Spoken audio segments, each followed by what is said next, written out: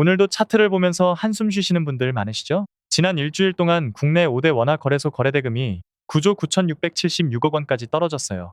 이게 10조 원 아래로 내려온 게 2023년 9월 이후 처음인데 분위기가 정말 썰렁하죠? 5주 연속으로 거래량이 줄고 있는데 이게 단순히 가격이 폭락해서가 아니라 매수세 자체가 싹 죽어버린 거예요. 시장이 시끄럽게 무너지는 것보다 이렇게 조용히 식어가는 게 사실 더 무섭잖아요. 거래대금이라는 건 자산이 손에서 손으로 얼마나 활발하게 넘어갔는지를 보여주는 회전율인데 이게 줄었다는 건 살 사람이 없거나 팔 사람이 다 떠났다는 뜻이죠. 현재는 매수세가 위축된 영향이 아주 크다고 볼 수 있어요. 한 달 전과 비교하면 거래대금 낙폭이 43%에 달하는데요. 쉽게 말하면 시장에 있던 사람 10명 중에 4명이 자리를 떴다는 얘기예요. 근데 여기서 우리가 주목해야 할 점은 이게 다 팔고 나간 게 아니라는 겁니다. 기존에 들고 있는 건 그대로 둔 채로 더 이상 매매를 하지 않는 관망세가 짙어진 거죠. 실제로 전체 포지션 규모는 사상 최고치를 찍고 있거든요. 팔고 떠난 게 아니라 물려 있어서 못 파는 사람과 무서워서 못 사는 사람이 지금 팽팽하게 대치 중인 겁니다. 시장이 텅 빈 것 같지만 사실은 다들 숨죽이고 다음 방향을 기다리고 있다고 해석하는 게 더 정확해 보여요. 이런 현상이 우리나라에만 국한된 게 아니에요. 미국 시장을 보면 상황이 더 명확하죠. 반다트랙 데이터를 보면 최근 한 달간 미국 개인 투자자들의 주식 순매수액이 130억 달러 수준인데 이게 코로나 초기 이후 가장 낮은 수치라고 합니다. 올해 초까지 AI랑 반도체 쫓아다니던 미국 개미들도 지금은 일단 손을 뗀 건데요. 개별 종목만 보면 순매수가 71%나 증발했을 정도로 분위기가 차갑게 식었습니다. 그런데 이상하죠? 매수는 역대급으로 줄었는데 개인들이 들고 있는 전체 주식 포지션은 사상 최고치거든요. 결국 팔지 않고 버티는 힘이 여전히 시장을 지탱하고 있다는 겁니다. 그렇다면 이 돈이 어디로 갔을까요? 사라진 게 아니라 자리가 바뀐 겁니다. 투기성 자금이 이제는 한 곳에 오래 머물지 않거든요. 웹3나 새로운 예측 시장처럼 변동성이 있는 곳이면 어디든 짧게 들렀다가는 흐름이 뚜렷해지고 있죠. 과거처럼 가격이 오른다고 우르르 몰려가서 거래대금을 폭발시키는 장세가 아니에요. 요즘 시장은 돈이 훨씬 더 짧고 까다롭게 움직입니다. 재미없다 싶으면 바로 다른 판으로 옮겨가는 시기죠. 겉으로 드러나는 거래대금만 보면 시장이 텅 빈 것처럼 보이지만 사실은 자금이 이동하며 새로운 시장의 색깔을 만들어가고 있는 거예요. 그렇다면 개인들이 이렇게 손을 놓고 있는 사이에 시장에 나온 물량은 누가 가져가고 있을까요? 여기서 우리가 핵심적으로 봐야 할 게 바로 손바뀜입니다. 가격이 길게 빠지면 버티지 못하는 사람들은 물량을 던지게 되는데 그걸 지금 누군가가 조용히 받아내고 있어요. 비트파이넥스 리포트를 보면 이런 흔적이 아주 선명하게 찍히거든요. 밀러 밸류 파트너스 같은 곳에서도 비트코인의 펀더멘털이 어느 때보다 단단하다고 언급했죠. 거래가 끊기고 최악인 구간에서도 장기 논리가 깨지지 않았다고 보는 스마트머니가 실제로 존재한다는 증거입니다. 지금 시장에서 가장 무거운 데이터가 바로 이겁니다. 183만 개의 비트코인이 미실현 손실 상태예요. 수익 구간에 있는 물량보다 훨씬 많죠.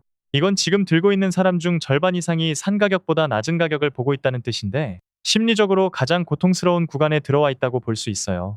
물려있는 사람이 많다는 건 가격이 조금만 올라도 본전 찾으려는 매물이 쏟아질 수 있다는 얘기라 당분간 시원한 상승보다는 지지부진한 박스권 등락이 이어질 가능성이 높습니다. 하지만 과거 사이클을 보면 보유자들의 고통이 극에 달할 때가 장기 바닥이 만들어지는 신호이기도 하죠.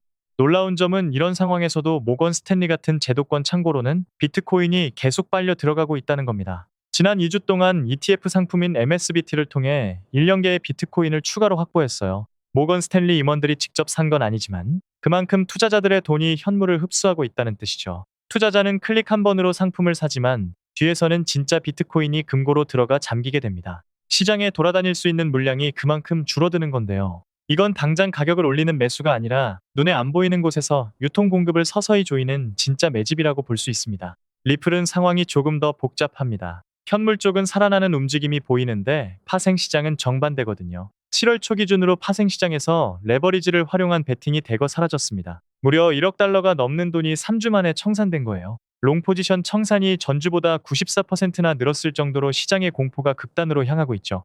반등을 기대하며 버티던 물량들이 정리가 되고 있는 상황인데 현물과 파생의 온도차가 이렇게 극명하게 갈린다는 건 그만큼 변동성이 응축되고 있다는 증거입니다. 펀딩비를 보면 더 흥미롭습니다. 6월 말에 마이너스로 내려갔던 펀딩비가 일주일 만에 266%나 뛰었거든요. 한도는 줄었는데 여전히 롱 포지션을 잡고 있는 사람들이 더 비싼 수수료를 물고 있다는 뜻입니다.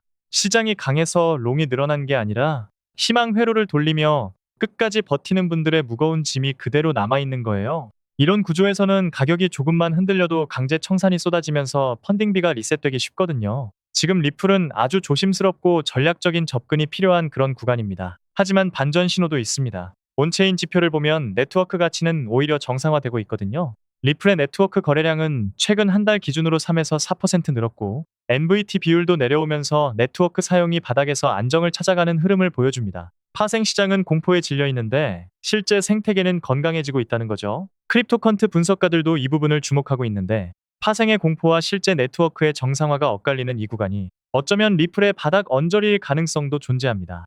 자, 그렇다면 우리는 이제 무엇을 봐야 할까요? 첫 번째는 국내 거래 대금이 다시 10조 원 선을 회복하는지 체크해야 해요. 두 번째는 비트코인 ETF로 자금이 추세적으로 유입되는지 확인하는 겁니다.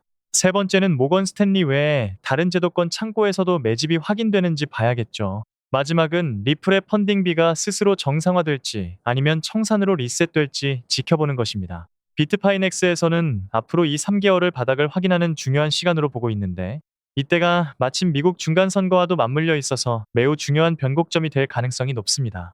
지금 시장이 정말 어렵게 느껴지시죠? 하지만 역사를 보면 거래가 끊기고 지친 사람들의 물량을 더 오래 버티는 돈이 다 받아간 다음에 비로소 큰 상승이 나왔습니다. 지금은 공포에 떨거나 시장을 붕괴로만 바라볼 때가 아니라 조용히 옮겨가는 물량을 누가 들고 있는지 그 실체를 확인해야 할 때예요.